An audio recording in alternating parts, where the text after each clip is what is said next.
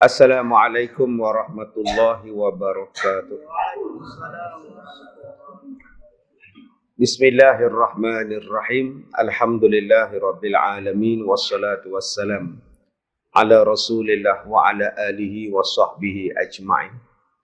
Qala Allah Ta'ala a'udzu billahi minasyaitonir rajim.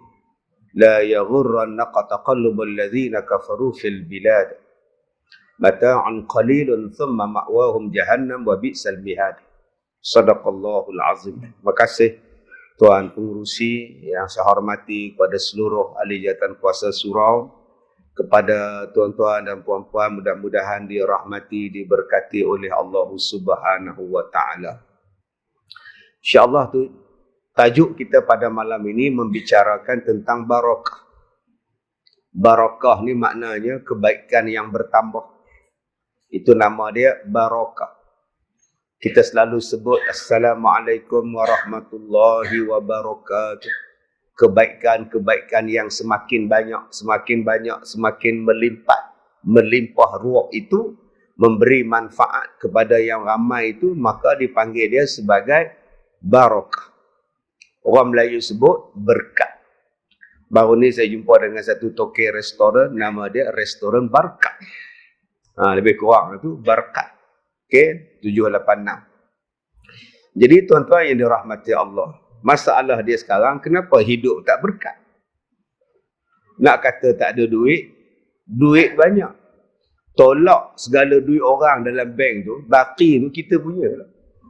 Banyak tak banyaknya duit, tolaknya orang punya dah habis, baki tinggal tu kita punya. Tapi tak cukup juga. Dulu kita ni kata tak ada kereta, susah. Sekarang ada kereta pun susah. Dulu tak ada rumah, asyik menyewa je, rasa susah juga. Sekarang dah ada rumah pun susah juga. Dulu duduk seorang-seorang rasa sunyi. Sekarang duduk beramai dengan isteri lah, anak-anak rasa menyampah pula. Dulu tak ada suami, sibuk mencari, masuk dalam grup WhatsApp, mencari, masuk dalam kembang setaman. Tak gambar lagi nak cari suami. Bila dapat suami, rasa macam tak ada suami lagi bagus pula ustaz. Kenapa yang jadi macam itu? Jawapan dia senang. Tidak ada keberkatan. Kita ni tuan-tuan nak dapat keberkatan dalam hidup. Biar sikit tapi berkat. Biar tak banyak tapi berkat. Biar pendek tapi berkat. Itu yang dikatakan keberkatan. Kita nak keberkatan. Dan keberkatan ini tuan-tuan, dia bukan boleh dapat dari manusia. Keberkatan ni yang boleh turunnya daripada Allah Subhanahu wa taala. Macam kita dapat rahmah, kasih sayang. Kasih sayang rahmat ni Allah Taala yang bagi. Huwallazi anzala as-sakinata 'alal qulubil mu'minin. Yang nak bagi ketenangan ni ialah Allah. Banyak orang yang nak dapat ketenangan, tetapi ketenangan dia tak lama pun. Ada orang yang mencari ketenangan, nak tengok matahari terbenam. Cantik matahari terbenam. Duduk tepi pantai. Tapi dia lupa, lepas hilang saja matahari, cuaca jadi gelap. Cantiknya berapa lama? Punya lama duduk tunggu tepi pantai, sampai tak sembahyang maghrib. Konon-kononnya nak tengok keindahan alam matahari terbenam di ufuk timur, di ufuk barat. Tapi bila habis saja matahari tenggelam, gelap. Terus balik ke rumah, takut. Nyamuk banyak, apa banyak. Menunjukkan bahawa ketenangan itu sekejap saja. Kebahagiaan itu sekejap saja. Yang kita minta tuan-tuan ialah berpanjangan. Sebab itu ayat yang saya bacakan tadi daripada surah Ali Imran ayat 196 dan ayat 197. Nak dapatkan ketenangan, nak dapatkan sakinah, nak dapatkan rahmat, nak dapat keberkatan yang berpanjangan, yang kekal abadi, ialah di negeri akhirat.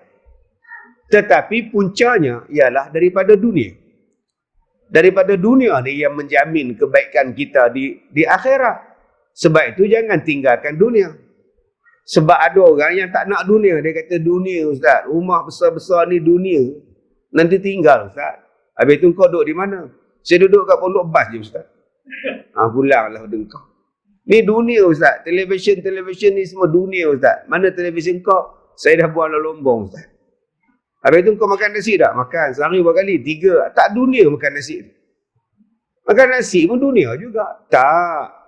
Awak makan supaya awak kuat. Bila awak kuat, awak boleh beribadat. Awak jadi kaya supaya awak senang. Bila awak senang, awak boleh beribadat. Awak ada rumah supaya awak senang beribadat dalam rumah awak. Maka dunia itu tak perlu ditolak. Ambillah. Tetapi wala tansa nasibaka minad dunia. Ambillah, tapi jangan lupa dunia. Dan cari yang akhirat. Kadang-kadang tuan-tuan kita setengah salah faham. Ini dunia, ini tak boleh pakai, ini semua maksiat. Sebab itu Imam Al-Ghazali dalam kitab Minhajul Abidin. Imam Al-Ghazali kata, dunia yang jahat ialah dunia yang maksiat. Itu dunia yang jahat. Dunia yang membawa kejahatan, dunia yang membawa dosa, dunia yang membawa kepada lupa pada Tuhan. Dunia ini yang ditolak. Tetapi dunia yang membawa kepada akhirat, silakan. Yang tuan-tuan duduk semayang atas kapet merah. Buat apa semayang atas kapet merah? Dunia. Habis itu, atas pasir cukup. Atas tanah sudah. Tak boleh lah Ustaz. Kita ni dah tahu tak apa. Kenapa tuan-tuan pasang aircon? Tak payah pasang. Lagi panas, lagi bagus. Tak boleh lah Ustaz. Nak menambahkan kusyukkan. Tahu tak apa. Ambillah dunia. Tetapi untuk mendekatkan kepada akhirat. Baik tuan-tuan yang dirahmati Allah. Kenapa hidup tidak berkat?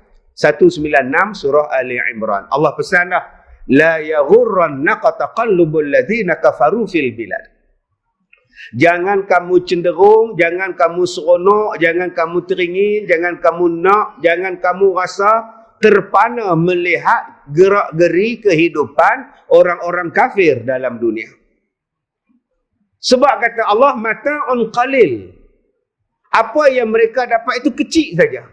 Summa ma'wahum jahannam. Nanti mereka akan dihumban dalam neraka jahannam. Itulah seburuk-buruk tempat kembali.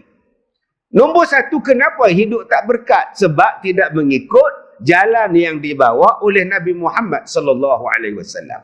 Yang nak diikut ialah jalan yang dibawa oleh orang-orang kafir. Sedangkan Allah pesan dah, jangan teringin. Hari ini orang teringin. Ada satu orang laki-laki, dia kata, Ustaz, kenapa orang Islam tak kaya? Saya kata tak tahu. Sebab banyak sangat haram.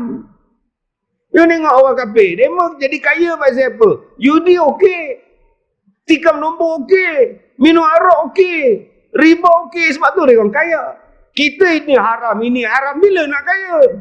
Saya tengok je muka ni. Apa kejadah engkau ni? Walaupun mereka tu kaya, di mana barakahnya? Di mana berkatnya tuan-tuan? Di mana sakinahnya? Di mana rahmatnya? Di mana tenangnya hidup? Tak ada. Bila tak ada, sebab tu mereka minum arak. Nak hilangkan tension. Bila dah mabuk, langgar orang balik masjid. Ini masalah kita ni. Nak mencari ketenangan macam mana? Buat benda yang pelik-pelik. Konon-konon dia nak release tension. Duduk atas gunung, terjun ke bawah, ikat tali dekat kaki. Tali putus, mati katak di bawah. Tuan-tuan cuba tengok kehidupan orang kafir. Berapa ramai yang terikut? Yang terikut dengan fashion. Yang terikut dengan fashion. Tepinya nipih, tinggal tengah-tengah. Datang ke masjid, rambut pang. Jenis cacak ni. Macam mana nak semayang tu tuan-tuan, rambut tu dia. Bila rukuk kena orang depan. Orang depan tu pula pakai kain pelikat, tak pakai seluar dalam. Dia melompat sama Allah. Macam mana nak dapat keberkatan daripada Allah? Rasulullah dah datang dah. Dan Allah Ta'ala ikut. Suruh ikut. Surah Al-A'raf ayat 3. Ittabi'u ma unzila ilaikum min rabbikum wa la tattabi'u min dunihi awliya. Ikutlah kamu apa yang Allah turunkan pada kamu. Jangan ikut yang lain.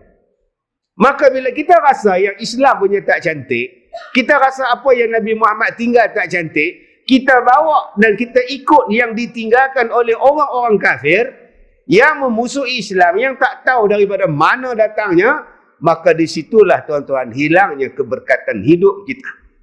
Bila hilangnya barakah, ada keluarga tak seronok, ada isteri tak seronok, ada suami tak seronok, ada harta benda tak seronok, ada jawatan tak seronok. Sebab keberkatan, kebaikan dia berkurang di situ dan terhalang dan di situ, memberikan masalah kepada dia. Nombor satu, kita lihat manusia ikut di dalam budaya berfashion.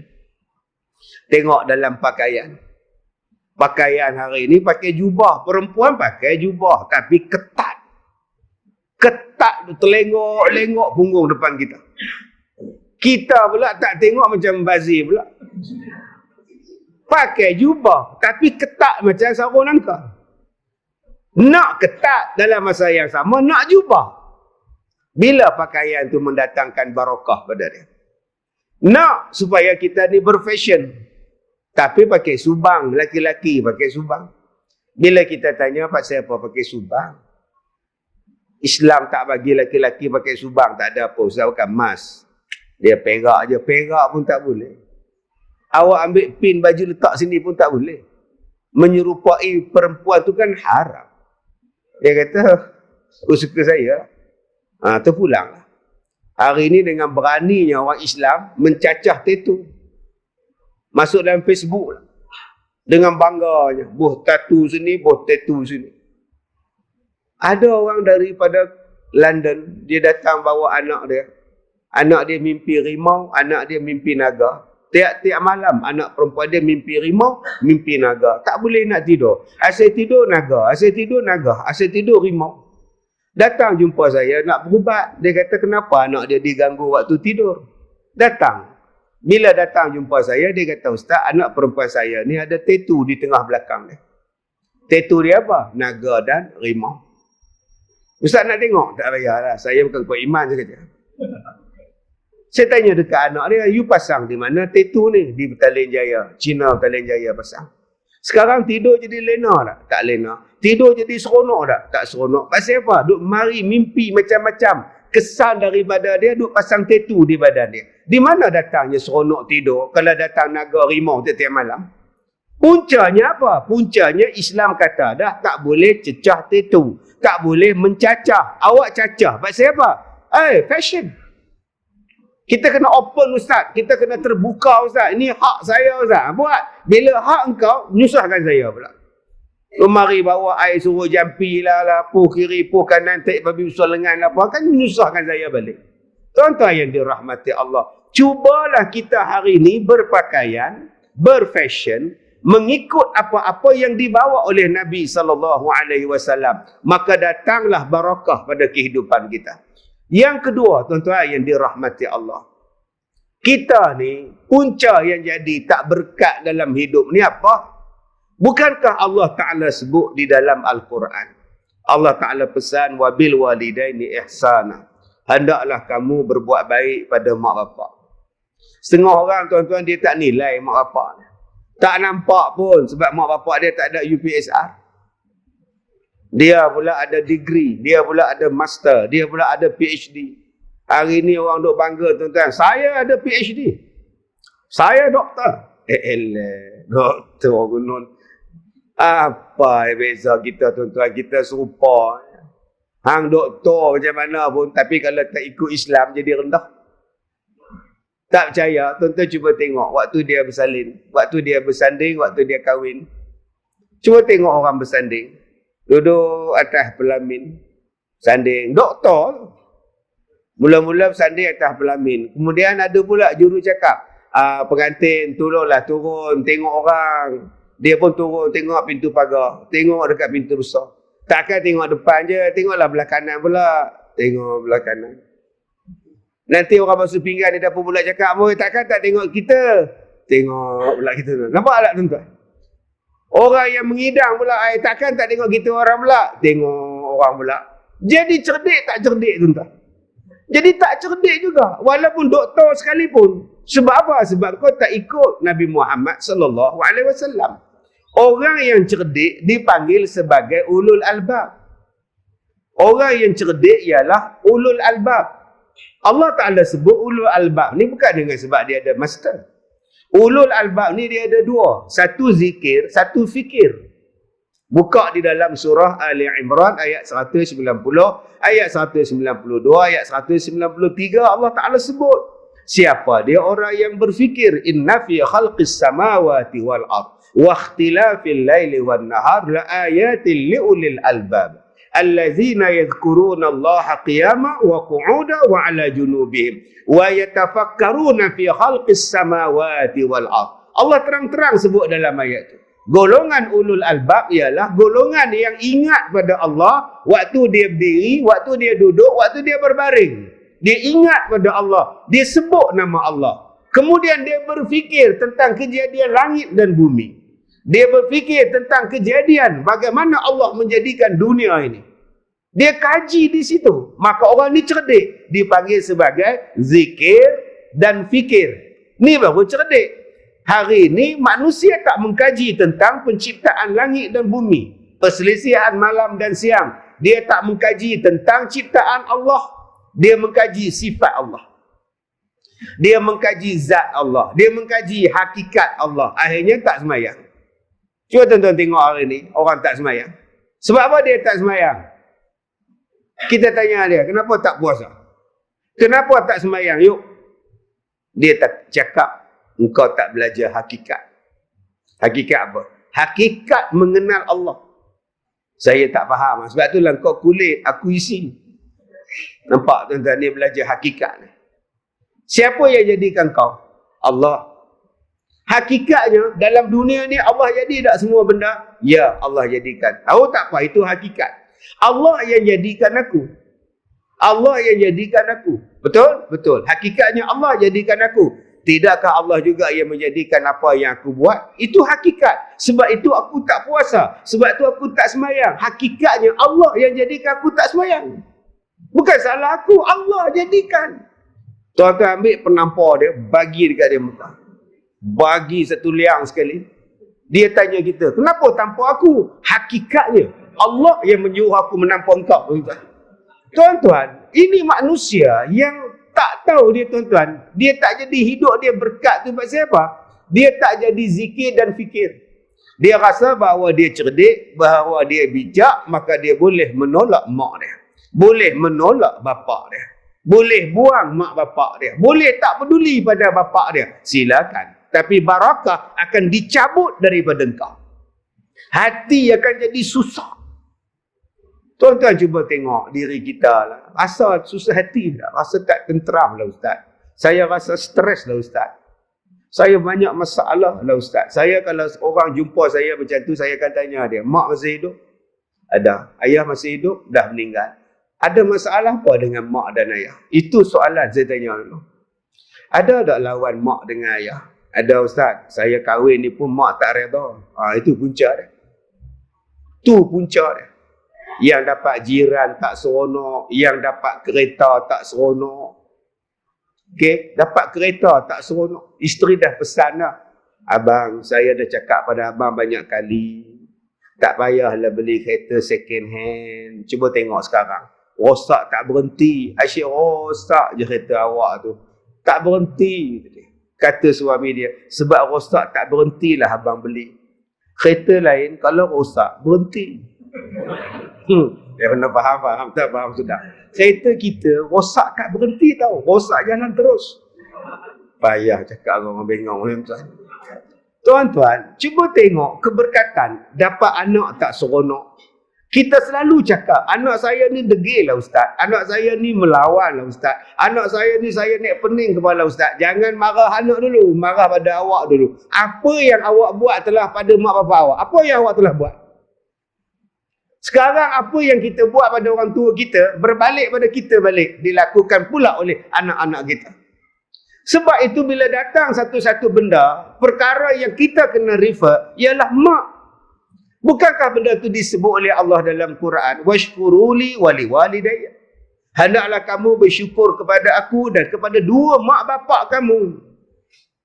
Banyak orang bantah. Dan dia tak nampak bantah kepada kesan tu. Kesan dia mungkin besok, kesan dia mungkin bulan depan, kesan dia mungkin tahun depan, kesan dia mungkin 10 tahun. Tetapi kesan bantah mak bapak Allah pasti turun sebelum kita mati. Allah akan bagi kepada kita sebelum kita mati. Jadi kalau kita fikirkan kesan itu akan datang sebelum kita meninggal, kenapa? Apa sebab yang kita nak lawan pada mak kita? Ada 5-6 orang anak tapi tak nak bela mak. Datang hantar mak dia ke sekolah saya. Hantar ke sekolah pondok saya. Sekolah saya ni sekolah pondok untuk warga emas. Yang paling tua 89 sekarang. Perempuan yang paling tua 87. Laki-laki 89. Ada yang baru ni datang hantar mak dia. 2 kereta datang. Saya tanya kenapa hantar mak sini. Sebenarnya actually ni tuan-tuan. Bapa kita orang sebelum dia meninggal, dia ada wasiat pada kita. Dia nak wakafkan mak kita orang pada sekolah ustaz. Lagi sekali, ayah kita orang pesan sebelum dia meninggal, dia wasiat, dia nak wakafkan mak kita orang pada sekolah ustaz. Saya kata, mak awak ni wakaf je ni. Dia nak wakafkan mak dia pada sekolah saya, tuan-tuan bayangkan. Kalau setakat wakaf bata tu kita boleh terima lagi. Wakaf simen ke, kipas ke, wakaf tanah. Ni wakaf mak. 70 lebih dah tu. Kalau 27 insya-Allah kita ejah lah tengok mana boleh kan. Ni 77 nak wakaf tak mana? Adakah istilah ni tuan-tuan? Ingat ni cerita Nabi Maryam, apa nama Siti Maryam ke? Nak suruh buat berkhidmat di masjid. Kadang-kadang alasan yang nak bagi supaya tak nak bela mak bapak ni, alasan dia tak munasabah. Mak kita ni seorang je, bapak kita ni seorang je. Tang mana susahnya nak bela 2 orang? Tang mana susahnya? Mak kita ni makan banyak. Mak kita makan berapa kawah sekali makan? Dia tanya. Kawah nasi ke 8 periuk ke sekali makan? Tak, ikan setengah ekor pun tak habis. Mak ni nak makan apa? Minta burger ke tiap malam? Tak. Mak teringin chicken chop. Jarang mak minta. Tak ada mak chicken chop. Kalau kita nak chicken pork, astagfirullahaladzim. Asal chicken saja kata dia.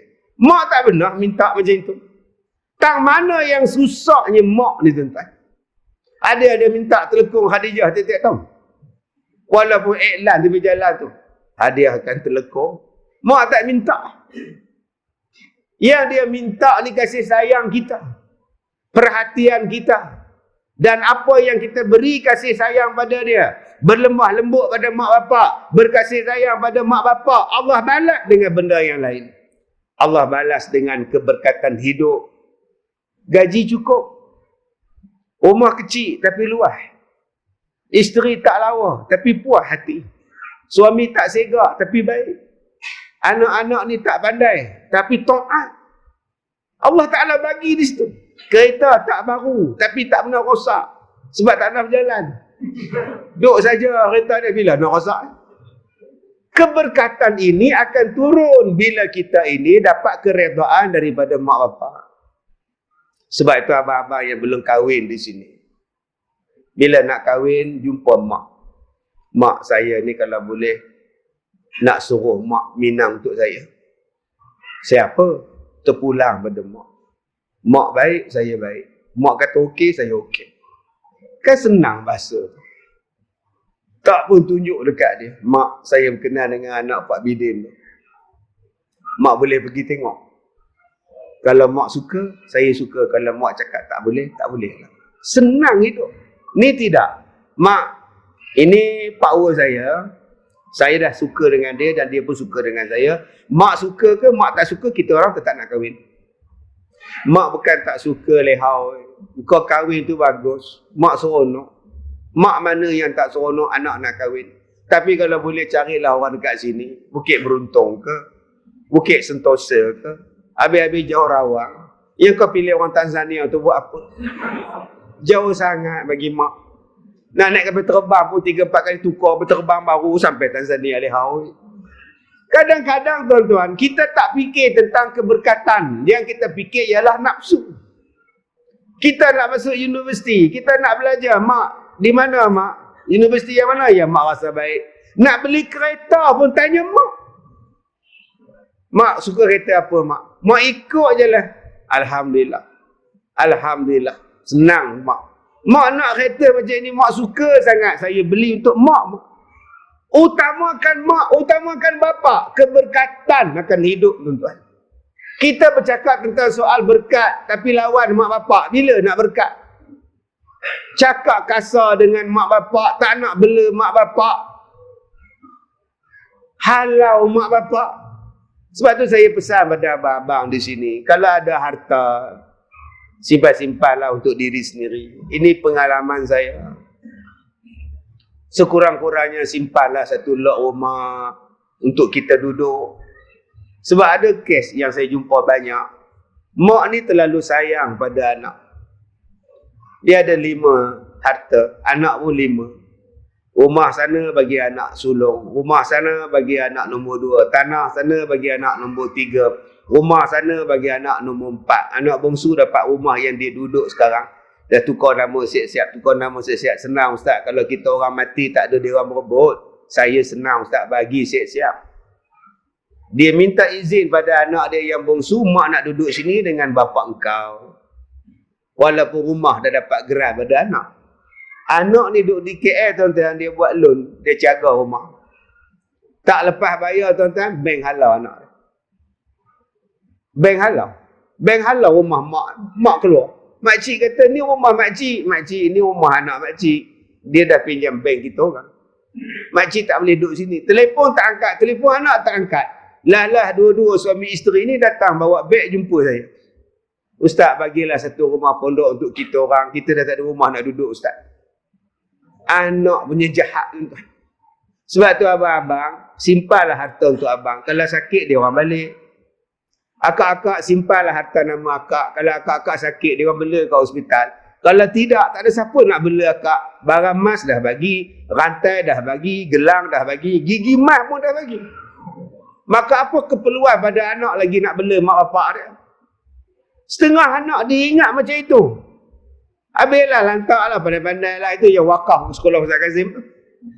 Dia tak tahu berbuat baik dengan mak, berbuat baik dengan bapak ni barakah akan sampai. Murah rezeki. Ni kita nak buat apa nama pembesaran Dewan Solat Muslimat ni. Nanti tuan-tuan wakaf ni buatan nama mak bapak. Bolehlah bagi seorang 1,000 yang datang malam ni 400 orang. Bagi seorang 1,000, 400 ribu clear. Kayaknya susah. Buat atas nama mak 500, buat atas nama ayah 500. Tuan-tuan tengok keberkatan tu macam mana. Tiap-tiap hari orang main semayang, mak bapak kita dapat pahala. Tiap-tiap hari orang mari iktikaf. Tiap-tiap hari tuan-tuan orang mari imarah. Tiap-tiap malam ada kuliah maghrib. Tiap-tiap malam tempat yang kita wakaf ni diperdengarkan azan. Diperdengarkan bacaan Quran. Tengok-tengok harta wakaf tu atas nama mak dan ayah kita. Subhanallah. Keberkatan turun pada kita. Allah bagi sihat tubuh badan. Allah bagi anak soleh. Allah bagi harta. Allah bagi rezeki daripada jalan yang kita tak sangka. Nombor 2, kenapa hilang barakah? Jawapan dia senang, sebab derhaka pada mak bapak dia. Yang ketiga, kenapa kita ini hilang berkat? Jawapannya sebab meninggalkan salat. As-salatu imaduddin. Faman aqamaha faqad aqamaddin. Siapa yang dirikan salat, dia meninggikan agama dia, menghidupkan agama dia. Tetapi siapa yang meninggalkan solat, dia meruntuhkan agama dia. Faqad hadamaddin. Runtuh agama dia. Bagaimana hidup nak berkat sampai tak semayang? Nega daripada muda sampai ketua. Tak kaya-kaya. Maghrib tak semayang. Maghrib tak semayang. Macam mana nak semayang, Ustaz? Elok nak semayangnya, ramai orang datang, Ustaz. Asal datang maghrib. Asal maghrib datang. Saya ni meniaga apa balik je, Ustaz. Kalau saya pergi semayang 20 minit, rugilah saya. Habis tu kau tak semayang, untung ke kau? Untung ke? Awak kata awak tak semayang. Ini sebab orang datang ramai. Nanti kalau saya semayang, saya rugi. Okey, soalan dia. Sekarang awak tak semayang. Di mana untung? Untung Ustaz, satu malam saya dapat RM150. Semalam. Besok, tayar pancit Ustaz. Tayar kena paku Ustaz. Tayar saya terbelah Ustaz. Pak tayar kena tukar Ustaz. Macam. Allah bagi tang sini, tapi dia rebut tang sini.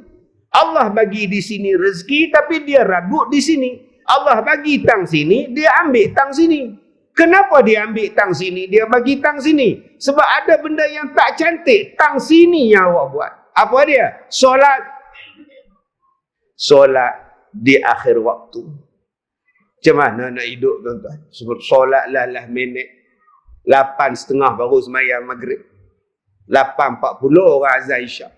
Kemudian komplain, Allah, dah nak kiamat rasa. Betul lah dukhan akan keluar bulan Ramadan tahun ini. Apa kena mengena dukhan pula dengan maghrib dengan isyak? Tak adalah, saya baru semayang maghrib ustaz. Dah azan isyak. Memanglah kau dah semayang lambat. Cuba kau semayang maghrib 7.35. Takkan lambat nak datang isyak. Ni kau semayang maghrib 8.30. Elok salam je azan. Allah nak kiamat dah. Walau otak kau nak kiamat. Bila nak datang berkatnya hidup kalau kita ni tak semayang? Tuan-tuan, kita duk tengok cerita Ultraman tahun 70-an. Nah, duk tengok cerita Ultraman, macam-macam jenis Ultraman. Kita ingat satu je. Rupanya ada abang dia pula. Pak dia main, adik dia main, satu grup main. Kita mula-mula ingat Ultraman tu seorang. Yang kita duk tertanya-tanya sampai sekarang, lepas dia tembak raksasa tu, dia gimana? Sebenarnya tak boleh jawab. Dia tembak mampus raksasa tu. Kemudian dia naik ke atas. Dia pergi ke mana? Soalan kedua, pak siapa tak tembak awal-awal? Ni duk Gusti, duk wrestling, tumbuk raksasa tu apa semua sampai kena menyala lampu baru boleh tahu. Kan buang masa. Patutnya hang turun-turun tu hang tembak bagi mampus. Senang awal balik kata dia. Ini cerita Ultraman. Lepas dia tembak raksasa tu, apa jadi? Raksasa tu pun terbakar. Ada tak sisa dia? Ada. Rumah terbakar. Ada tak sisa dia? Ada. Mayat terbakar. Ada tak sisa dia? Ada tak? Pembakaran bila bakar tak ada sisa? Ada. Langsung tak ada sisa. Bakar habis. Mana ada Ustaz? Bakar kertas ada sisa. Bakar tisu pun ada sisa. Bakar plastik lagi bersisa. Bakar orang lagi bersisa. Ada. Pembakaran yang tidak ada sisa. Habis. Maknanya apa? Maknanya panas sungguh api tu. Maknanya sangat dahsyat api tu. Sampai membakar. Sampai tak ada kesan. Di mana Ustaz? Neraka. Neraka apa? Sakar. Neraka sakar ni tuan-tuan, kalau dia bakar, kata orang Perak, tak ada sisa. Itu pun kita cakap, kita bakar je. Bila dia bakar, tak ada sisa langsung. Panasnya, dahsyatnya neraka sakar. Tuan-tuan tahu tak kenapa manusia masuk neraka sakar? Masalakakum fi sakar. Apa sebab kamu ni masuk neraka sakar? Ahli syurga bertanya kepada ahli neraka, apa sebab kau masuk dalam neraka sakar? Rupanya tuan-tuan, dia orang boleh buat video call syurga dengan neraka. Boleh tengok. Tuan-tuan buka. Ahli neraka ni minta pada ahli syurga, oi, ada ke makanan? Hantar-hantarlah sikit. Minta tuan-tuan. Yang di bawah ditanya oleh yang di atas, oi, apa saya masuk neraka? Kabarlah. Nombor satu pasal apa? Jawapan dia ialah mereka tak semayang. Lam nakum minal musallin. Nombor satu sebab tak semayang. Bayangkan tuan-tuan hari ini, keberkatan kita bercakap. Tak semayang macam mana? Kerja kemah tepat pada masa pukul 8 tepat saya mencari keberkatan. Datang Zuhur tak semayang. Saya kerja Ustaz TikTok, datang sembahyang Jumaat, bawa isteri pergi makan McD. Berapa ramai orang hari ni tuan-tuan, hari Jumaat bawa isteri makan tengah hari. Makan kambing bakar, makan grill. Masa itulah Ustaz, ada yang tengok wayang Iman tu tuan-tuan, waktu sembahyang Jumaat. Orang sembahyang Jumaat punya susah nak cari parking ni, dia selama rok tuan-tuan masuk panggung wayang. Tengok isteri, Iman. Isteri menyanyi kat dia, Iman tak dapat diwarisi. Eloklah tuan-tuan, laki kau lah tu. Bapak tu imam, anak tak dapat iman. Sebab tak semayang Jumaat. Kemudian bercakap, Macam mana nak dapat anak soleh? Saya tak tahulah Ustaz, anak saya ni segala camp saya hantar Ustaz. Segala camp motivasi, camp tahfiz, camp cuti sekolah, sama camp, segala camp.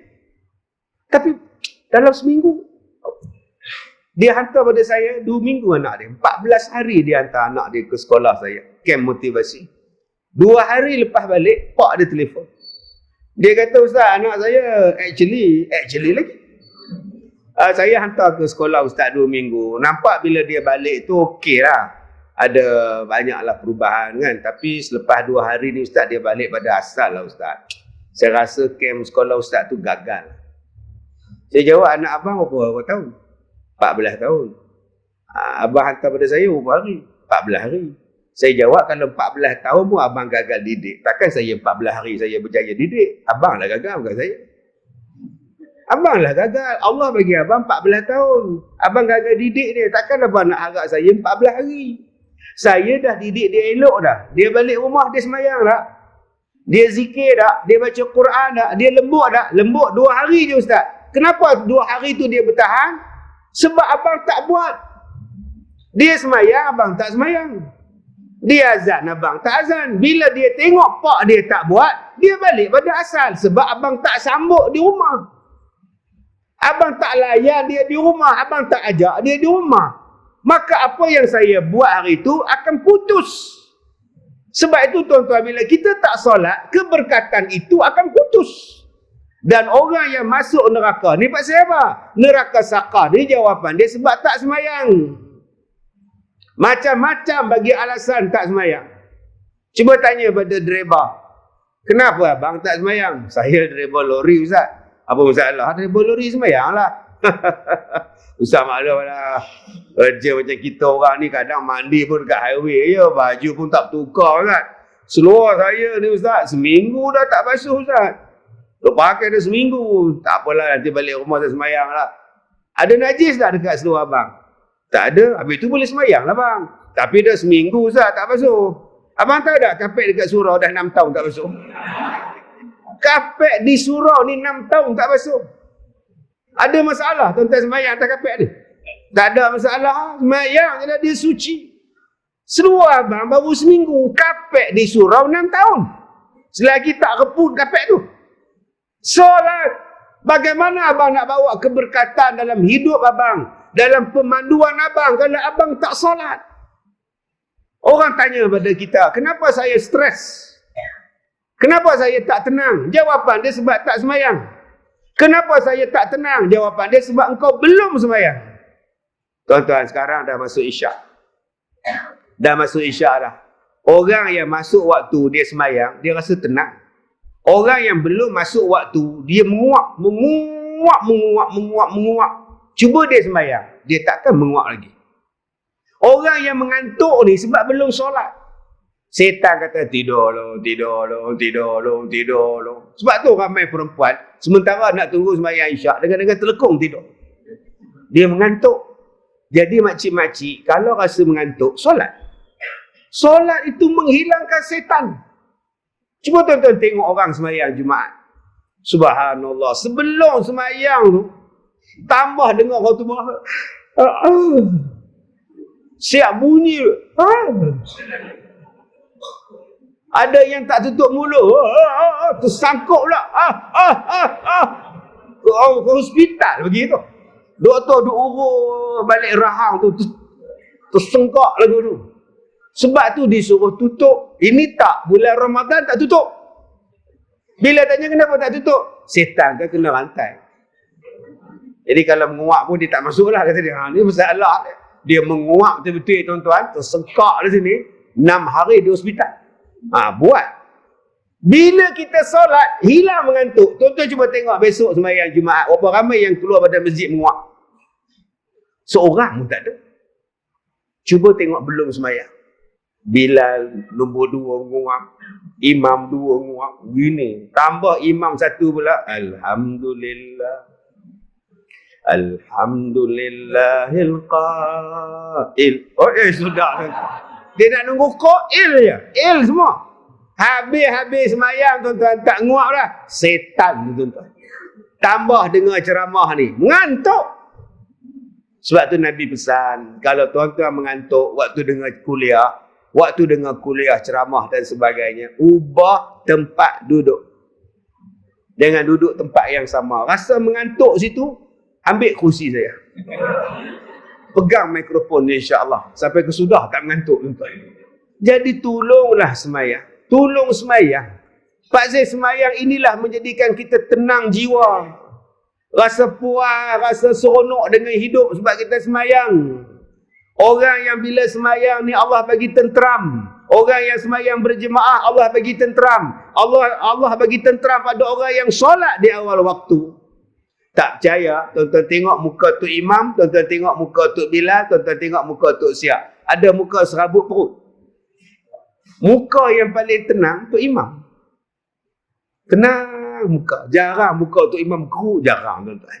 Sebab dia semayang awal waktu. Cuba tengok tuan-tuan muka Tok Bilal naik motor relax. Apa nak jadilah kau orang. Aku nak azan, relax je letak tuan-tuan. Nak jadi apa pun jadilah apa. Aku nak vacuum kapet, aku nak cuci tandas. Tenang tuan-tuan.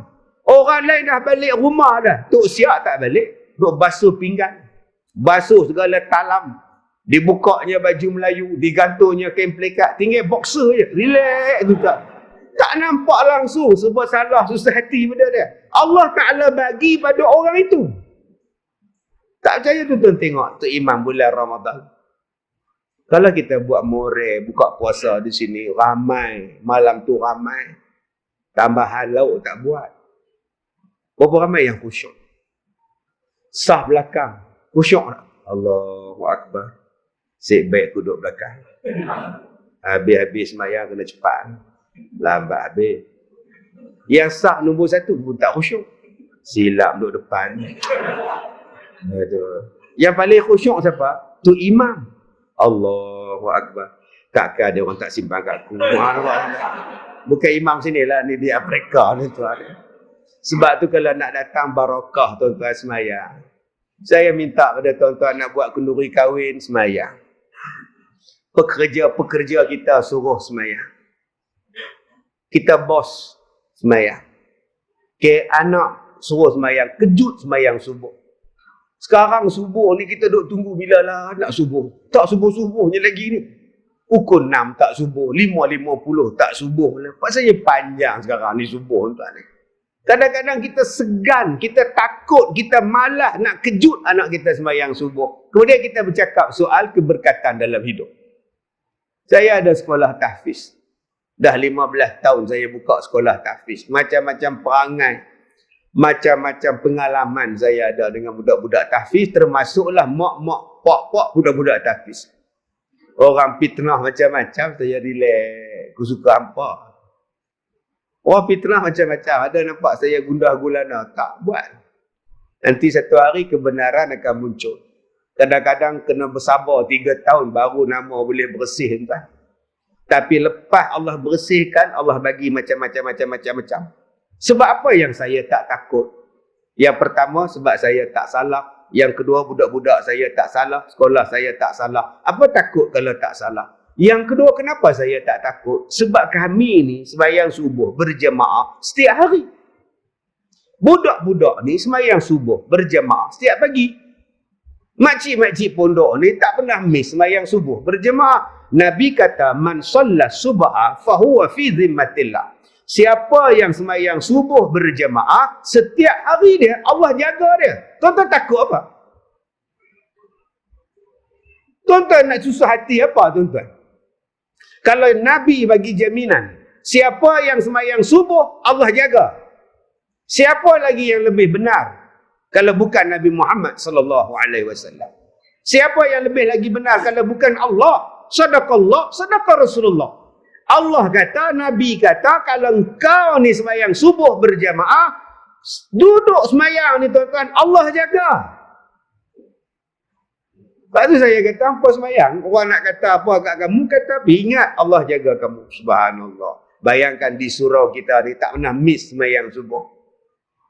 Malam ni ramai datang. Ada jamuan tu Haji? Jamuan dah, jamuan. Ada no jamuan. Cukup lah. Ha? Ada sikit lah. Sikit. Akak-akak kalau ada rezeki, buatlah jamuan. Buat jamuan lepas kuliah. Tapi ramai ustaz, mana mampu. Ni datang malam ni 500 orang, mana ada duit ustaz. Kalau rasa-rasa tak mampu, buat jamuan lepas sembahyang subuh. Yang mana faham? Faham tak faham sudah. Kalau maghrib 500 orang, kalau subuh 5 orang. Kan jimat tuan-tuan. Bukan surau ni lah, ni di Afrika surau ni tuan. Allah, tuan-tuan oi. Datang satu budak. Nak balik. Ustaz nak balik. Suara macam kebau. Macam bapak kandung tu. Kambing bapak kandung. Harap. Nak balik.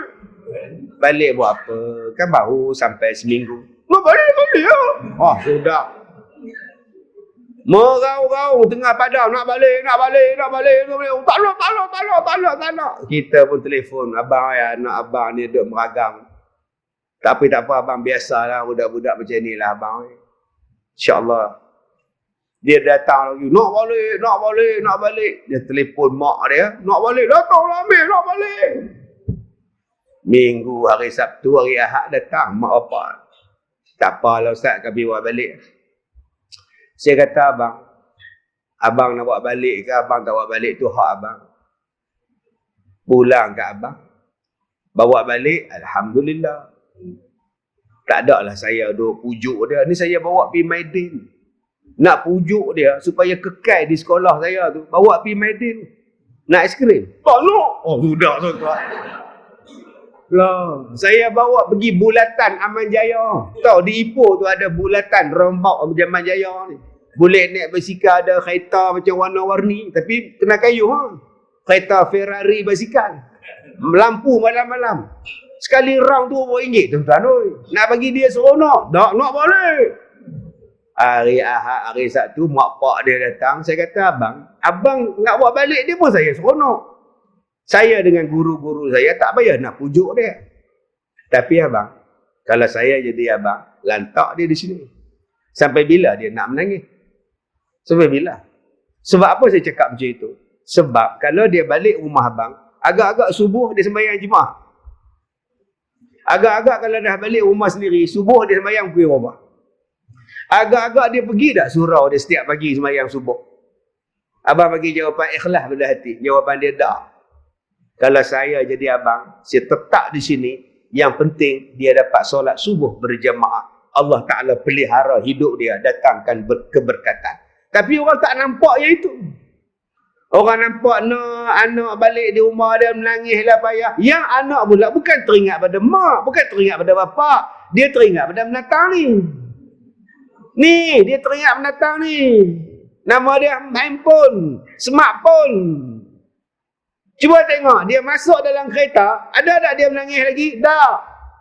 Handphone. Nampak? Handphone dia minta. Inilah dia ni masalah kita.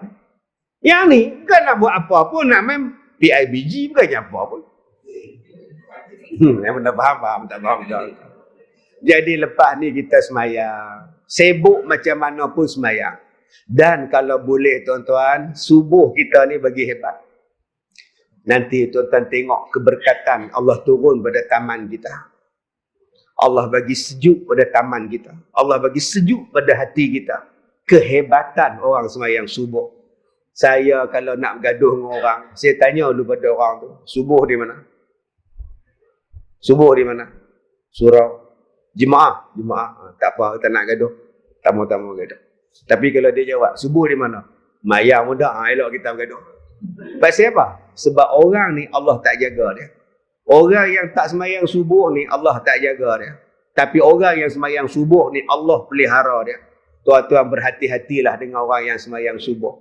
Jangan cari pasal, jangan duk gaduh, jangan duk fitnah, jangan duk ngumpat. Apa yang tuan-tuan buat pada dia orang akan berbalik pada kita balik. Ni kehebatan orang yang solat sembahyang subuh berjemaah ni. Yang ketiga, kenapa hidup kita ni tak berkat? Jawapan dia senang, sebab kedekut. Bukankah Allah Ta'ala sebut perkataan yunfiq berkali-kali dalam Quran? Surah Al-Baqarah Alladzina yu'minuna bil ghaibi wa yuqimuna as-salah wa mimma razaqnahum yunfiqun. Awal-awal lagi surah Ali Imran. Wal kaziminal ghaidh wal 'afina 'anil nas. Buka ayat tu. Alladzina yunfiquna fis sarra'i wad dharra wal kaziminal ghaidh wal 'afina 'anil nas. Yunfiq lagi. Cuba buka lagi dalam Quran. Wallazina sabaru batigha'a wajhi rabbihim wa aqamus salah wa anfaqu mimma razaqnahum sirran wa 'alaniyah. Banyaknya perkataan yunfiq, banyaknya perkataan infak, banyaknya perkataan sedekah, banyaknya perkataan belanjalah harta kamu pada jalan Allah. Kenapa Allah Ta'ala sebut beratus kali infak pada jalan Allah? Sebab Allah Ta'ala nak bagi barakah pada kita. Buka surah Al-Baqarah. Masalul ladhina yunfiquna amwalahum fi sabilillah. Perumpamaan orang yang membelajarkan hartanya pada jalan Allah. Bukankah dalam ayat itu Allah kata akan dilipat gandakan rezeki dia? Allah sebut tu perumpamaan dia macam dia tanam sebatang pokok. Dia tanam sebiji benih, tumbuh sebatang pokok yang ada 100 dahan dia. Setiap dahan tadi mengeluarkan berapa ratus? Ada 7 dahan dia, setiap dahan mengeluarkan 100 biji. 700 kali ganda. Itulah nama dia barakah. Saya dah cakap pada tuan-tuan tadi, barakah tu maknanya berkembang biak. Berkembang biak itu maknanya kaya. Dan kaya itu maknanya datang daripada sedekah. Apa rahsia kaya? Rahsia kaya ialah 2. Pertama, banyak kawan. Apa petua nak jadi kaya? Banyak kawan. Ramai kenalan. Dalam bahasa sekarang, ramai friends. Ramai followers. Bila ramai followers, buat YouTube TV jadi kaya. Berpuluh-puluh ribu dapat duit YouTube TV. Duit minyak kereta dia. Yang mana faham? Tak faham betul-betul. Nampak tak? Nampak. Bila ada Facebook yang ramai, senang tak buat apa benda pun? Senang. Saya Facebook saya punyalah banyak. Nama saya lah. Padahal bukan saya punya. Kata-kata Ustaz Kazim, nasihat Ustaz Kazim, petua Ustaz Kazim, Ustaz Kazim fan club, Ustaz Kazim Elias. Banyaknya. Padahal saya punya satu je. Ustaz Datuk Muhammad Kazim Elias. Itu saya punya. Tak ramai pun follower dia 1.4 juta. Itu saya punya. Tuan-tuan tahu, 1.4 juta tak ramai. Orang lain 4 juta, saya 1 juta. Tapi dengan 1 juta tu, apa saya dapat? Apa saya dapat? Ustaz, actually lagi. Kami mengeluarkan kain kapan dan set kelakapan jenazah. Inilah kotak dia. Dalam ni ada kain kapan. Dalam ni ada semua peralatan jenazah. Masalahnya apa? Kami nak lantik Ustaz jadi duta. Jadi kalau boleh kami nak letak muka Ustaz dekat kain kapan ni lah. Astaghfirullahalazim. Tak ada ke produk lain pun nak buat gambar aku. Nah, ingat mati, ingat Ustaz Kazim. Itu duta kepada produk kain kapan. Saya tanya Pak siapa yang kau orang pilih saya? Pasal Facebook Ustaz ramai followers. Itu alasannya. Datang Cina 2 orang perempuan. Kita mau lantik Datuk menjadi duta. Duta produk kecantikan. Saya kata, you sila orang Datuk K. Saya tahu cantik. Tak apa Ustaz, kita boleh kasih touch up. Kenapa saya tanya dia? Jawapan dia sebab Ustaz punya followers ramai. Itu sebab saya kata tadi, kalau tuan-tuan nak jadi kaya, jadilah orang banyak kawan. Banyak kawan sekarang, bukan setakat kawan dalam taman ni saja. Kawan dalam media sosial. Tuan-tuan buat apa pun senang. Orang doa pada tuan-tuan. Orang doa tu kan kaya. Kemarin heboh, satu Malaysia, Ustaz Kazim masuk hospital. Satu Malaysia kecoh. Saya pukul 10.50, PA saya call. Datuk tak baca ke WhatsApp? Mana aku dah WhatsApp? Tak tengok Facebook, tak adalah. Hari ni saya dengan keluarga, saya nak makan, saya nak berjalan dengan anak-anak saya. Ustaz, dia orang cakap Datuk masuk hospital, kecoh dah ni. Saya dapat beratus-ratus dah Ustaz. Oi, penganjur semua tanya batal ke ceramah macam mana ceramah kami ni? Boleh tak kami jawab dalam Facebook Ustaz? Ustaz sihat? Silakan. Pagi besoknya saya babai kat isteri saya pergi sekolah. Babai mama. 7.25 dia call saya balik dari sekolah. Abang kat mana? Kat rumah lah. Abang bukan kat hospital ke? Kat hospital mana mama? Yang tadi abang babai mama tu hantu ke zombie ke apa? Bukan setakat tuan-tuan je percaya saya masuk wad. Isteri saya pun percaya. Tak ke munasabah tu tuan-tuan. Itulah viral kuasa ni. Reporter datang, Astro datang, Berita Harian datang, Metro datang. Keluar habis Ustaz Kazim. Sampai nak bukti saya kena berjalan dalam kelas. Wartawan ambil video. Okey Ustaz buat-buat lah, berbuat sikit dengan dia orang. Kata Ustaz sihat. Astaghfirullahalazim. Tuan-tuan, nombor 1, kalau nak jadi kaya, tolong ramai kawan, jangan sombong. Nombor 2, bagaimana nak jadi kaya? Tolonglah sedekah. Sedekah ni mengkayakan. Dalilnya apa? Ma naqasat sadaqatun min malin. Tidak akan berkurang harta sesiapa yang bersedekah. Bersedekah tu membersihkan harta kita. Bersedekah tu membersihkan hati kita. Hidup jadi berkat. Sebab apa? Tadi saya cakap, doa. Doa kan datang daripada ke orang. Dan doa itulah yang mendatangkan barakah. Takkan dalam 1000 orang yang berdoa seorang Allah tak makbulkan? Tuan-tuan ni rajin sedekah. Rajin sedekah. Dengan anak yatim sedekah, fakir miskin sedekah, surau sedekah, masjid sedekah. Dewan ni berdoa. Ya Allah, Haji Dolah tu sedekah dekat kami beras. Ya Allah, murahkanlah rezeki dia. Bayangkan 1000 orang doa macam tu. Takkan Tuhan tak terima seorang pun? Tapi kalau tuan-tuan tak sedekah, siapa nak doa dalam benda tu? Ni, boleh dalam poket ni duit. Tak banyak pun, RM10. Tapi RM1. RM1, RM10. Asal jumpa budak, RM1. Jumpa budak je, salam, RM1. Boleh dalam poket. Tuan-tuan tengok, kita kontrol budak. Saya pergi sembahyang Jumaat, berduit. Bukannya saya riak nak ajar tuan-tuan. Bila masuk dalam perkarangan masjid, budak-budak semua berdiri. Baik semua. Okey. Boleh ya? Jangan bising ya. Nanti baca khutbah diam tau. Siapa yang bising, Ustaz tak pergi minggu depan. Baik, tak baik Ustaz. Aiman, kamu tengok siapa yang bising ambil nama, minggu depan Ustaz tak bagi duit. Baik Ustaz. Diam tuan-tuan. Diam. Yang saya seronoknya, tu imam tu habis sembahyang Jumaat, dia kata, budak-budak hari ni diam. Selalu saya baca khutbah macam ni lah Ustaz, diam semua je lah khutbah. Tak tahu aku dah bagi rasuah ke budak-budak tu lah. La ilaha illallah tuan-tuan. Jinak hati budak-budak. Jinak. Dia jadi seronok dengan kita. Dia akan baik dengan kita. Bukankah budak-budak ni tak ada dosa? Bila dia tengok kita sakit, dia doa. Bila dia tengok ni, dia doa. Doa tuan-tuan daripada budak yang tak ada dosa. Datangnya daripada apa? Sedekah. Saya kalau ceramah di Johor, tuan-tuan, Allah, Johor ni negeri yang paling hebat lah sambutan ceramah dia di Semenanjung. Apa sebab? Bulan Rejab ni, maulud lagi tau. Dia orang bila buat ceramah maulud, subhanallah, sambutan. Atas pentas saya ni penuh dengan bunga telur. Tak nampak saya, nampak telur.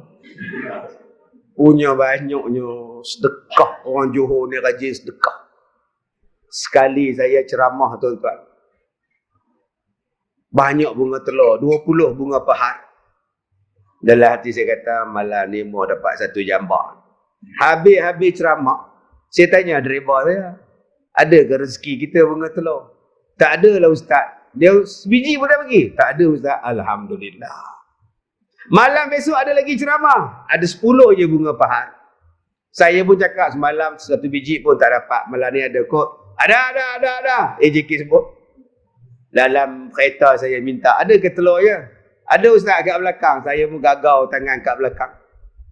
Makanlah malam-malam yang gelap tu. Makan-makan letak balik tuan-tuan. Telur masin. Astagfirullahaladzim. Subhanallah. Kalau dia orang bagi saya 1 jambak, Dia orang bagi saya buah. Berbakul-bakul buah saya dapat. Saya nak makan. Saya pergi ceramah 3 hari. 3 hari 6 tempat, 7 tempat. Bayangkan tuan-tuan, 7 tempat bagi buah, bagi bunga telur, bagi buah, bagi bunga telur. Saya nak makan bila? Apa saya buat? Saya balik ke hotel, saya bawa 1 bakul bunga telur tu, habis dengan mak Bangla, Myanmar jaga semua tu saya bagi semua. Dengan resepsionis semua saya bagi semua. Saya bagi buah-buah tu, memang kan? Pakistan, Bangla duk jaga ni tuan-tuan, semua seronok. Bila saya pergi ceramah lagi tuan-tuan, dia tengok aja kereta saya, dia halau semua kereta orang lain. Dia tahu lah aku dapat buah kali ni tuan-tuan. Nampak tak tuan-tuan, saya ramai kawan daripada sana. Bila saya balik ke Ipoh, bayangkan dari Johor naik kereta nak balik ke Ipoh, berapa banyak Plaza Tol saya jumpa, tempat R&R saya jumpa. India, tak India, saya bawa 1 bakul, bagi bunga telur, bagi buah-buahan. Ramai kawan saya tuan-tuan. Yang kita kedekut saya. Dia tengok saja saya parking kereta dia, dia duk cuci tandas tahu dah Ustaz Kazim. Kejap Datuk, kejap. Dia cuci sampai kering. Masuk Datuk. Dia tahu dah selagi aku nak dapat. Sebab tu saya kata tadi, kalau tuan-tuan nak barakah dalam hidup, orang doakan pada tuan-tuan. Sedekah. Wartawan tanya, adakah orang memviralkan Datuk masuk dalam TV ni? Mungkin dia orang nak menjatuhkan Datuk supaya ceramah Datuk orang tak ada datang sebab orang anggap Datuk sakit, ataupun penceramah membatalkan ceramah Datuk sebab Datuk masuk hospital. Saya kata saya tak pandang daripada sudut tu. Saya tak pandang. Yang saya pandang ialah bila dia viral saya masuk hospital, dia viral saya sakit, berapa ramai sebut, semoga Ustaz Kazim sihat, semoga Ustaz Kazim sihat. Walaupun dia tak masuk hospital, semoga dia tetap sihat. Doa inilah yang saya nak. Inilah nama dia keberkatan. Bagaimana saya nak berkah? Saya tak mampu nak sedekah pada tuan-tuan ni bunga telur setiap seorang. Tapi saya sedekah pada tuan-tuan ilmu pengetahuan. Saya sedekah pada tuan-tuan ilmu pengetahuan. Ni sedekah saya pada tuan-tuan. Setiap satu perkataan, satu sedekah. Tuan-tuan doa pada saya balik. Datang barakah pada saya. Datang barakah pada sekolah saya. Datang barakah pada tuan-tuan. Jadi tuan-tuan yang dirahmati Allah, kita duduk dalam surau, orang semayang. Duduk dalam surau, orang belajar. Duduk dalam surau, orang iktikaf. Orang berwuduk dalam surau. Orang baca Quran dalam surau. Tiba-tiba surau yang kita duduk ini, orang duduk mengaji, orang belajar, orang solat. Kita ada sumbangan. Sumbangan dia, nama dia wakaf. Bayangkan tuan-tuan, apa yang Tuhan nak ganti pada kita. Tuhan mungkin tak ganti sekarang. Tapi Tuhan ganti pada saat yang kita sangat memerlukan. Allah dia bagi ni pada waktu dan masa yang tepat. Sekarang mungkin Tuhan tak bagi sebab kita tak berkehendak. Tunggu tuan-tuan sampai satu saat tuan-tuan tak ada siapa boleh tolong, waktu itu Allah tolong. Ini berkat sedekah. Saya jadi pada saya tuan-tuan, jadi pada saya 2016. Yang gambar tuan-tuan tengok 2 hari lepas viral saya dalam hospital tu, 2016. Gambar tu dalam bilik kecemasan ICU masa itu. Di Hospital Kubang Kerian di Kelantan. Itu waktu tu saya dah tak sedar. PA saya pergi ambil gambar tu, gambar kenang-kenangan last kata dia. Ingat saya nak mati pun tetap tu. Waktu tu saya baru keluar daripada ambulans, depa suntik saya morfin, bagi saya tenang, bagi saya tak sedar nak rawat jantung saya. Malam tu saya sedar pukul 10.30. Doktor cakap, saya tak ada serangan jantung. Cuma penat melampau. Alhamdulillah. Saya duduk rehat bilik sebelah. Duduk atas katil tu, duduk rehat bilik sebelah. Tarik langsir, tidur. Wartawan dah sampai. Orang ramai dah kumun. Sebab dah heboh Malaysia, Ustaz Kazim meninggal. Padahal saya hidup.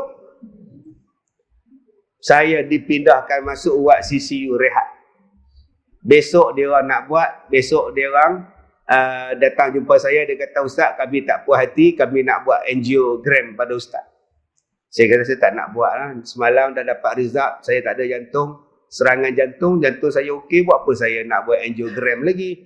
Tak payahlah nak masuk kamera ke nak masuk dakwat ke apa, tak payah, saya tak nak. Datang lagi doktor, pujuk lagi, tak sakit pun Datuk. 45 hingga 1 jam setengah je. Tak sakit pun kita masuk kamera sini, tak masuk sini kita tengok, kalau ada je kita buat. Kalau tak ada okey lah. Saya tak nak. Nanti kalau kamera tu tertinggal kat dalam macam mana? Degil betul Datuk. Datang pukul 3, doktor perempuan. Lawa pula tuan-tuan. Segak pula doktor ni pula. Datuk, kita buat kejap je. Tak sakit pun. Kita cuba Bila cadang nak buat tu doktor? Nampak tak? Itulah pentingnya perempuan tuan-tuan. Yang mana kata-kata tu hantar dia selesai masalah. Bila buat baru doktor tahu saya tersumbat 3 yang tulis dalam viral tu. 99% tuan-tuan. 80%, 50% tersumbat. Macam mana nak buat ni? Mana ada persiapan apa-apa pun tak ada. Doktor tengok Allah, doktor dah mengucap Astaghfirullahalazim, Allah la ilaha illallah. Datuk tak tahu ke Datuk kena serangan jantung? Manalah saya tahu. Doktor semalam berkata tak tahu, takkan saya tahu. Masa itulah Allah tolong. Allah hantarkan stand. Orang hak di luar tu tak nak buat apa dia punya angiogram dia. Dia bagi stand dia pada saya. Selamatkan Ustaz Kazim tu. Yang 90% tu mereka sumbat dulu bagi masuk darah balik. Selamat saya. Doktor cakap 4 minit kalau Ustaz lambat Ustaz, kami tak jumpa Ustaz. Allah Ta'ala bagi pada saat kritikal, saat yang diperlukan, dan hanya Allah saja tahu bila saat itu. Itulah tuan-tuan kekuatan sedekah. Jadi saya nak ajak pada tuan-tuan, jom kita derma, kita wakaf pada surau kita ni. Mudah-mudahan Allah Ta'ala bantu kita. Di saat orang lain tak boleh bantu, Allah saja yang kita bergantung pada masa itu. Saya lancarkan kutipan derma untuk pembesaran dana, pembesaran surau kita, bahagian ruang musolat wanita kita ni. Jadi akak-akak orang wanita lah yang paling kena derma banyak. Kalau ada rantai, bagi rantai. Ada cincin, ada gelang, bagi seutah kat orang. Taknya rugi Bagilah, ada gigi mah, bagilah gigi tu. Pandai ada Pak Ejah nak buat mah tu. Mudah-mudahan Allah bantu kita. Jadi tuan-tuan, orang yang kedekut ni, di mana tempat dia? Di dalam neraka Saqar. Apa dalil dia? Buka surah Al-Mudaththir. Allah Ta'ala sebut apa? Ayat 42, ayat 43, ayat 44. Orang yang masuk neraka Saqar ni ada 4 sebab. Pertama, sebab tak sembahyang. Kedua, sebab tidak memberi makan kepada orang miskin. Yang ketiga, sebab duk berbual benda-benda yang salah, benda yang tak betul. Duk cakap, hari ni buat grup WhatsApp, cakap benda-benda yang batil. Dan yang keempatnya, tak percaya pada hari kiamat. 4 sebab kenapa masuk neraka Saqar. Yang keempatnya tuan-tuan, sebab apa? Sebab tidak memberi makan kepada orang-orang yang miskin. Tuan-tuan yang dirahmati Allah. Ya, sekarang anak-anak kita sedang buat kutipan tabung, tuan-tuan. Jom kita selawatlah sementara dia nak lintah ni. Okey, sama-sama kita selawat. Salatullah, salamullah ala taha rasulillah. Salatullah, salamullah ala yasin habibillah. Salatullah, salamullah ala yasin habibillah. Salatullahi salamullah ala taha rasulillah. Salatullah salamullah ala yasin habibillah. Tahun lepas saya buat ceramah, dia orang minta saya lancarkan kutipan derma untuk satu mahat tahfiz.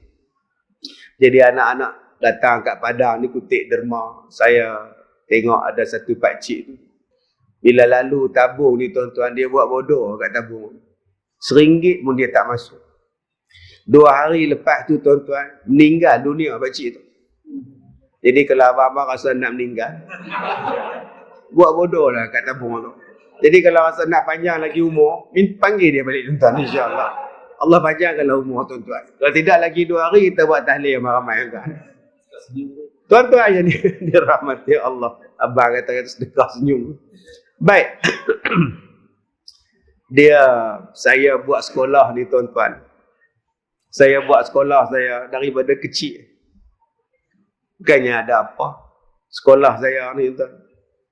Tahun 2005. Duit tak ada. Tapi saya buat dulu.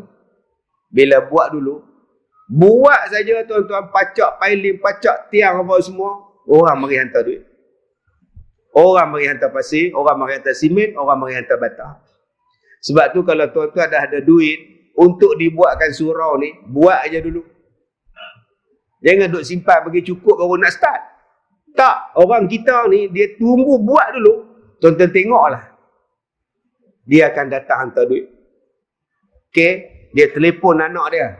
Ni, surau mak ni nak buat ni, mai lah bagi duit sikit. Hang ni duk Putrajaya ni, mai lah hantar duit sikit. Hang kerja doktor ni, mai lah. Dia hantar anak dia, dia hantar mak dia, dia mari tuan. Jadi, sebab tu kalau tuan-tuan dah ada modal, tak kira lah 20,000, 40,000 buat.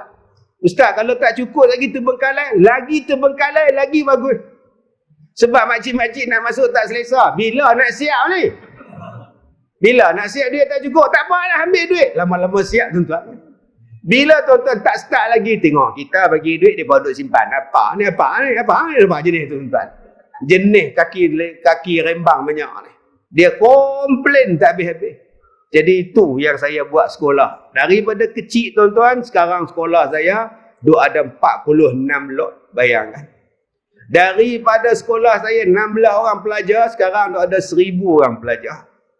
Separuh tu percuma semua. Percuma tuan-tuan, belajarlah, anak mengaji je. Duit tak ada ke, duit tak ada, pulang. Nak bayar tak bayar, sudah. Tugas aku mengajar, bukan tugas aku kutip. Dan saya pula tuan-tuan, saya tak kutip derma. Saya tak kutip. Saya buat apa? Tu saya buat jualan.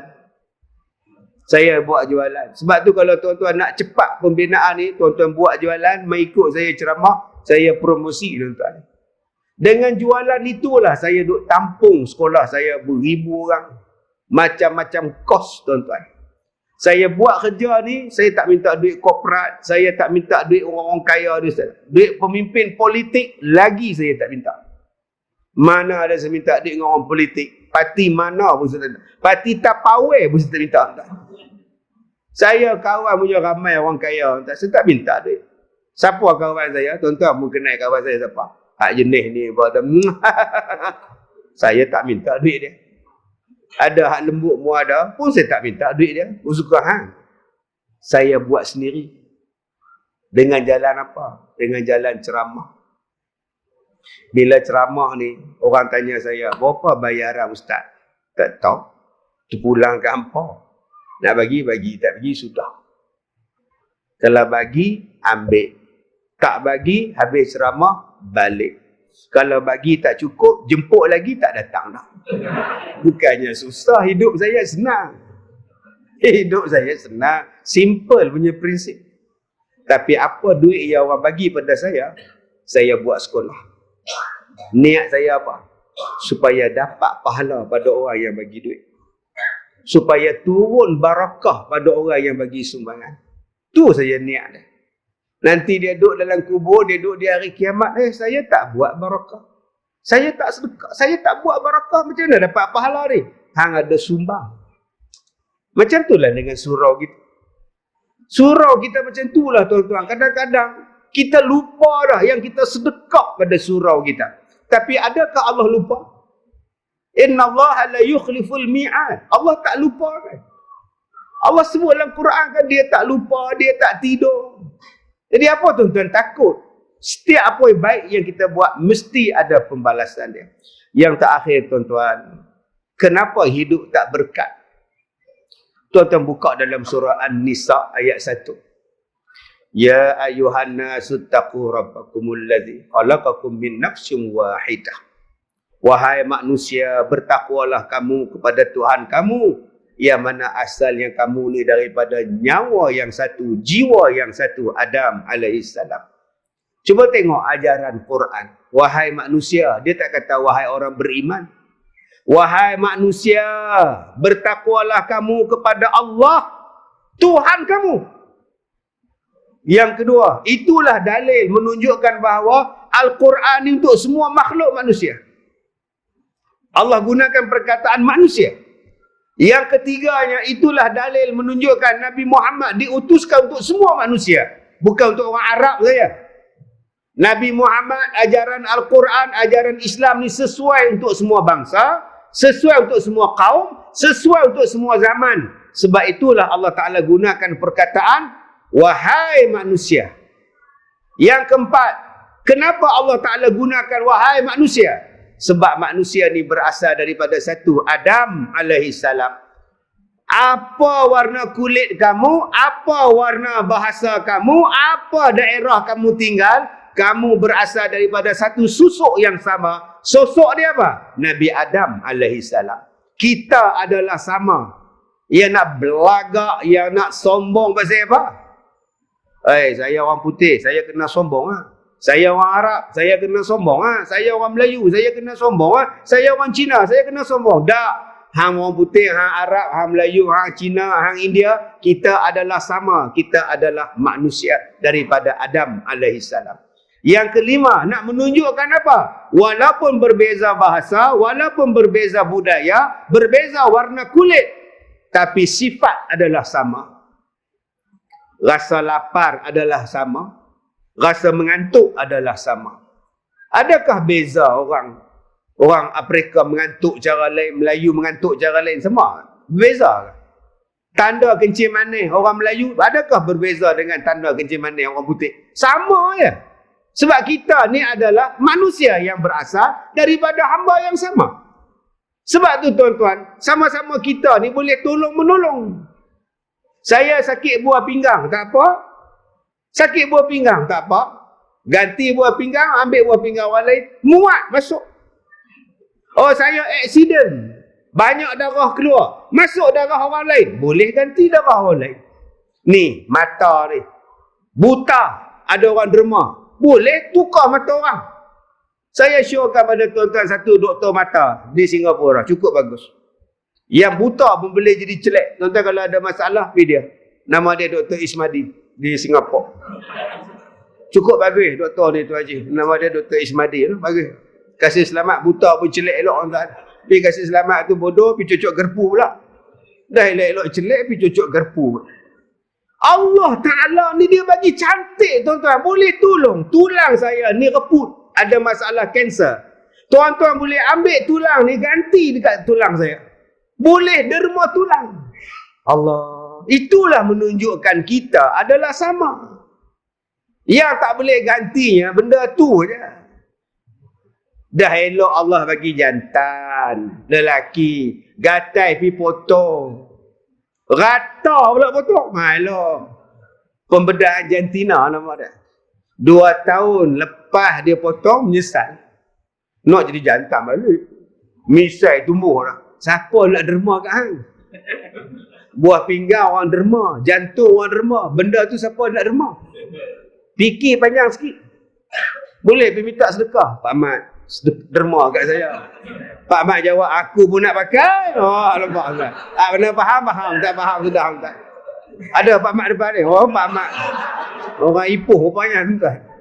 Tuan-tuan yang dirahmati Allah. Buka surah An-Nisa tu. Cantik punya ayat tu. Subhanallah. Surah paling banyak hukum, cerita tentang peradaban manusia, tentang faraid, tentang wanita, tentang peraturan suami isteri. Surah An-Nisa. Buka dalam surah 1 An-Nisa, Allah kata apa? Wattaqullaha allazi tasaaluna bihi wal arham. Takutlah kamu kepada Allah. Yang kamu selalu bertanya tentang Allah ni, takut kepada Allah. Dan kata Allah, takutlah kamu bila kamu memutuskan silaturrahim. Rupa-rupanya tuan-tuan, kalau nak barakah dalam hidup, tolong sambung silaturrahim. Putus silaturahim menyebabkan keberkatan akan diangkat. Cuba tuan-tuan tengok, Islam sama Islam berperang, bergaduh, berkat pada negeri tu hilang. Orang kafir mengambil dia. Bergaduh saja Islam sama Islam, orang kafir akan berkuasa.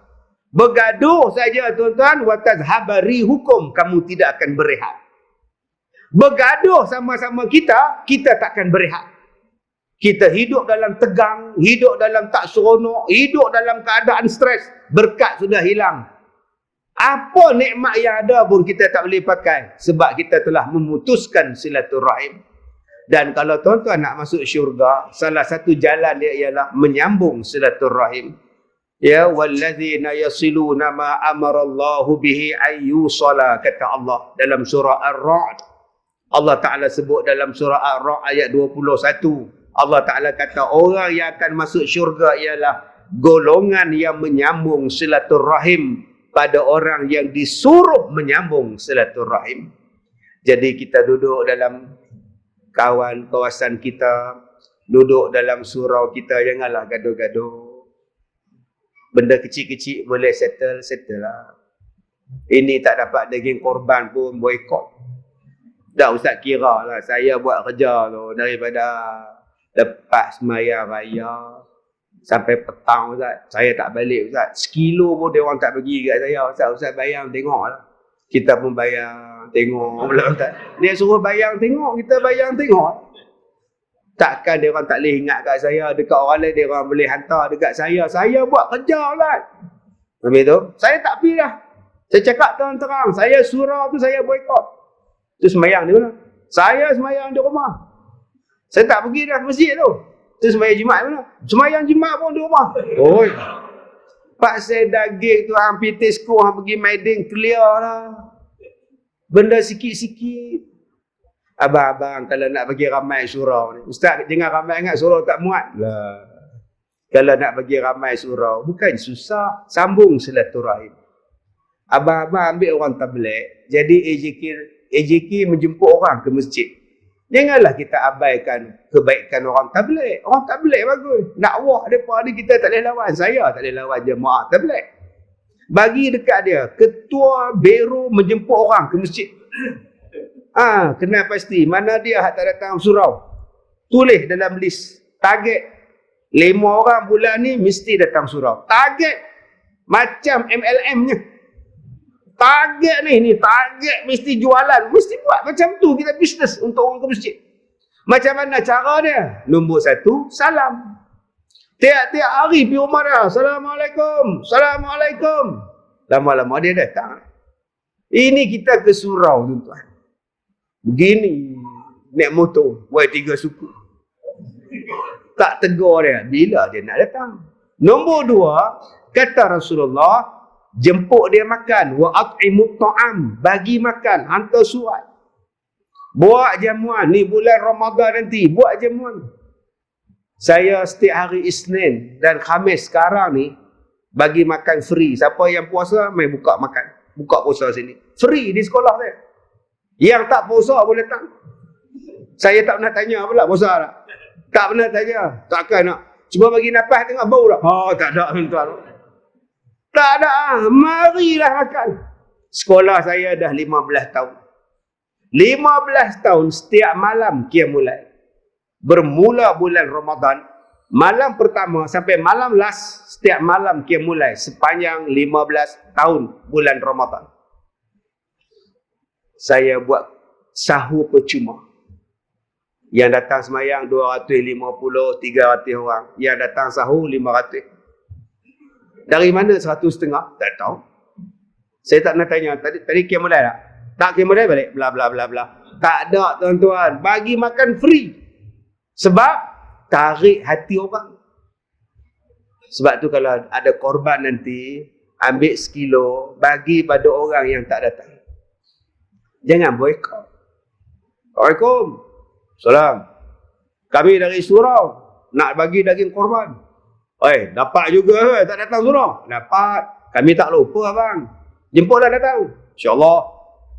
Dia bawa balik masuk dalam dapur dia, ke dapur. Isteri tanya, apa tu bang? Daging korban. Oh, surah bagi. Ya Allah, abang, malunya. Kita tak datang, itulah saya suruh awak pergi, awak tak pergi.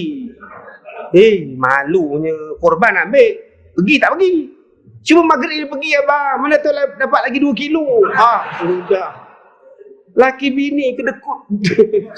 Tamak ke daging pula. Nombor 3, sambung silaturahim. Mati ziarah, sakit ziarah, susah tolong. Jangan bila sakit padan. Bila mati biar dia rasa. Jangan cakap macam itu. Dan yang keempat kata Nabi, bangun sembahyang malam doa. Sembahyang malam waktu orang lain tidur doa. Ya Allah, Kak Leha sakit ya Allah. Sembuhkanlah dia ya Allah. Apa salahnya bangun tengah malam? Ya Allah, jiran aku susah ya Allah. Persenangkanlah hidupnya ya Allah. Kan bagus? Ya Allah, anak dia aksiden ya Allah. Sembuhkanlah dia ya Allah. Kan bagus? Kita doa pada jiran-jiran, doa pada kawan-kawan kita, keberkatan akan turun kepada kita. Tapi bila kita bergaduh, bermusuh, tak bercakap, keberkatan akan hilang. Doa tak mustajab, permintaan tak diberikan, pertolongan tak sampai. Tuan-tuan yang dirahmati Allah, saya ceramah di Betong, di Sarawak hari Sabtu lepas. Okey. Hari Sabtu lepas saya ceramah di sana. Daripada Sibu ke Kampung Mangut, 3 jam perjalanan. Sakit pinggang-pinggang saya. Bukan jalan highway. Tuan-tuan fahamlah, jalan pendalaman Sarawak, jalan buat Pen Borneo pun tak siap lagi. Begini naik Hilux, belaga dengan cermin, belaga dengan bumbung. Aduh. 3 jam pergi, 3 jam balik. Balik tu pula nak buang air kecil, tak ada tempat. Bukan macam kita ni RNR sepanjang jalan, Masjid Surau, stesen minyak. Mana nak ada tengah hutan? Nak kencing di mana? Dia pengiring saya, dia orang berhenti Ustaz.